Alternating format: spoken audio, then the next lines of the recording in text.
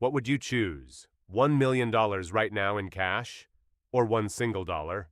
That doubles every single day for 30 days? Most people would grab the million without thinking twice. Alex is one of them. Zyron didn't even blink. He picked the dollar. Everyone laughed. A dollar? Really? But Zyron knew something that most people never learn in school. The math of doubling is terrifying. Day 1, $1. Day 2, $2. Day 3, $4. It looks like nothing is happening. By day 10, Zyron has $512.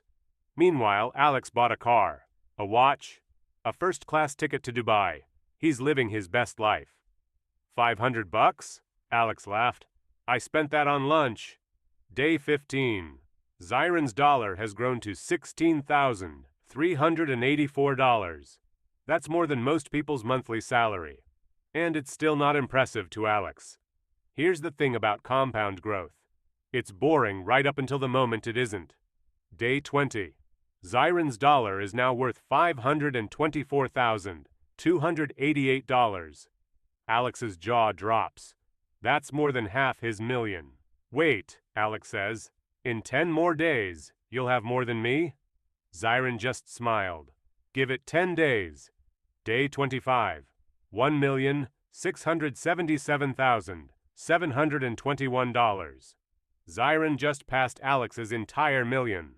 Alex goes silent. For the first time. Day 28. $5,368,709. Zyron's single dollar just became a fortune. Day 30. The final number? $10,737,418. From one single dollar, $10 million, versus Alex's $1 million, mostly spent. This is the power of compound growth, not linear, exponential. But here's the twist. In real life, this challenge would never actually work. And you need to know why. First problem, no investment on Earth doubles your money every single day. Not stocks, not crypto, nothing. Second problem, taxes. The government takes a cut of that growth every single year. Third problem, inflation quietly eats your returns while you're not looking. Which means in the real world, this challenge doesn't break on day 30. It breaks around day 10. So does that mean compound growth is fake? Not at all. It just doesn't work at 100% daily. It works at 7 to 10% a year. The average stock market return? Over decades, not days. Which means the real lesson isn't about doubling a dollar. It's about starting early and staying consistent. A 20-year-old investing small amounts consistently can outperform someone who starts big at 40. Alex finally gets it. So the dollar wasn't really about the dollar. Exactly, Zyron says. It was about time.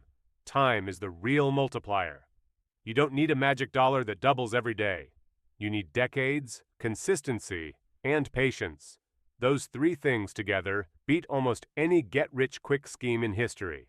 So, would you still take the $1 million today? Or would you bet on the dollar and give compound growth the time it actually needs to change your life?